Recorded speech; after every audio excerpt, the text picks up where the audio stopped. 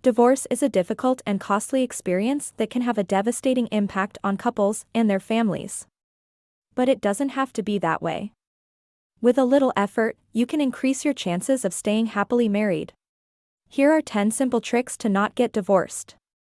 Communicate effectively.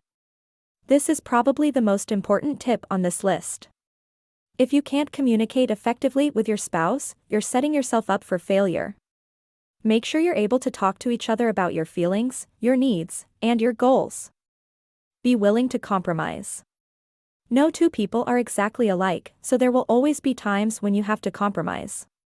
This doesn't mean giving up on what you want, but it does mean being willing to meet your spouse halfway. Show your appreciation. It's easy to get caught up in the day-to-day grind and forget to show your spouse how much you appreciate them.